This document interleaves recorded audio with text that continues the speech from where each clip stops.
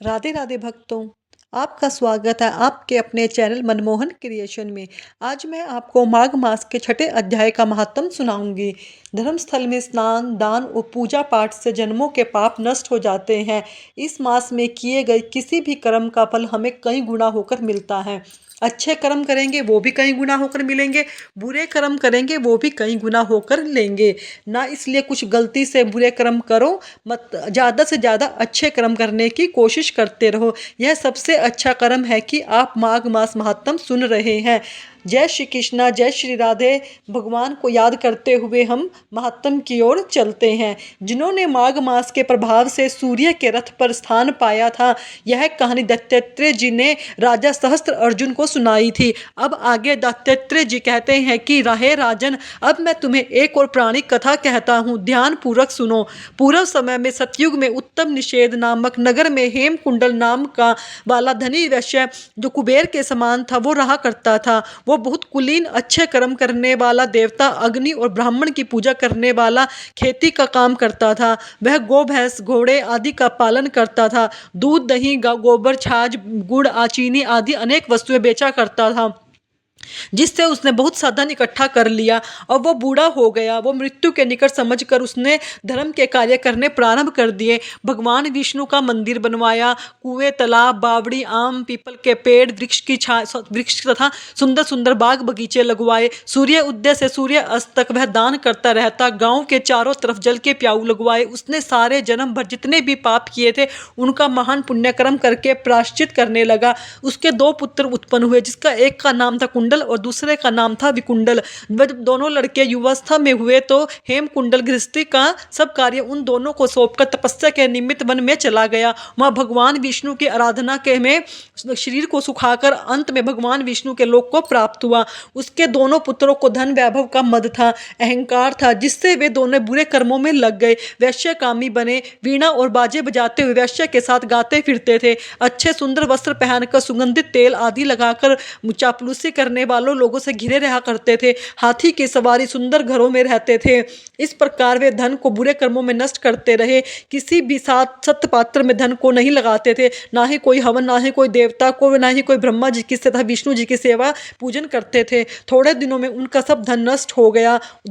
थोड़े दिनों में उनका धन नष्ट हो गया। वह दरिद्रता को प्राप्त होकर बहुत दुखी हो गए। भाईजन सेवक उपजी सब इनको छोड़कर चले गए। ऐसा ही होता है ना, जब तक धन होता है तब तक सब होते हैं, जब धन नहीं रहता तब कोई भी नहीं होता है। अब इन दोनों ने चोरी करना शुरू कर दिया। राजा के डर से नगर को जो छोड़कर डाकुओं के साथ वन में रहने लगे और अपने वहां तीक्ष्ण बाणों से वन के पंछी, हिरण, पशुओं आदि हिंसक जीवों को मारकर खाया करते थे। एक समय में इनमें से एक पर्वत पर गिर गया और वह उसको मारकर खा गया। और देवयोग से उसी समय दूसरा भाई वन को गया। वहां पर उसके काले सांप ने डस लिया, जिससे उसकी भी मृत्यु हो गई। यमराज के दूत उन दोनों को बांध के यम के पास लाए और कहने लगे कि महाराज, हम इन दो पापियों को पकड़कर लाए हैं। चित्रगुप्त ने उन दोनों के कर्मों की आलोचना करते हुए कहा कि बड़े भाई कुंडल को घोर नरक में डाल दो और दूसरे भाई विकुंडल को स्वर्ग में ले जाओ, जहां वह उत्तम भोगों को भोग सके। तब एक दूत तो कुंडल को नरक में फेंकने के लिए ले गया और दूसरा दूत बड़ी निर्ममता से कहने लगा कि विकुंडल,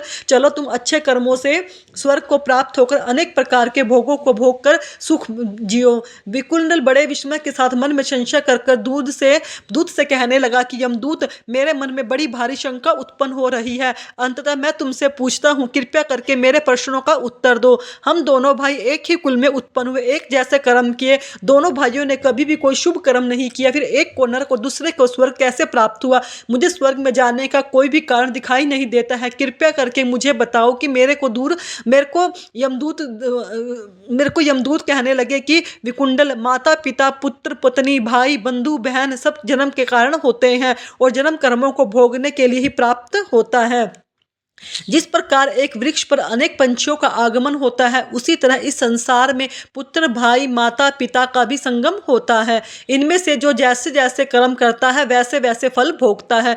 तुम्हारा भाई अपने पाप कर्मों से नरक में गया और तुम अपने पुण्य कर्मों के कारण स्वर्ग में जा रहे हो।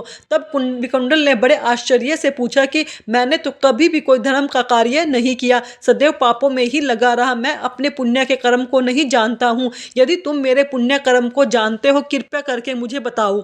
तब देवदूत कहने लगे कि मैं सब प्राणियों को भली भांति जानता हूँ, तुम नहीं जानते हो। सुनो, हरिमित्र का पुत्र सुमित्र नाम का एक ब्राह्मण था, जिसका आश्रम यमुना नदी के दक्षिण दिशा के उत्तर में था। उसके साथ तो जंगल में ही तुम्हारी मित्रता हो गई। उसके साथ तुमने 2 बार माघ में यमुना जी में स्नान किया। पहली बार स्नान करने से तुम्हारे सब पाप नष्ट हो गए और दूसरी बार स्नान करने से तुम्हें स्वर्ग की प्राप्ति हुई। सो हे कुंडल विकुंडल, तुमने 2 बार माघ में स्नान किया, इसी के पुण्य के फल से तुमको स्वर्ग प्राप्त हुआ है और तुम्हारा भाई नरक को प्राप्त हुआ है। इसके पश्चात दत्तात्रेय जी कहने लगे कि हे राजन, इतना कहकर विकुंडल अपने द्वारा अनजाने में किए पुण्य कर्मों को सोचने लगा और मन ही मन विचार करने लगा कि जाने के मार्ग में, जाने ना अनजाने में माघ मास स्नान का इतना फल है तो भाव से स्नान करने का कितना फल होगा।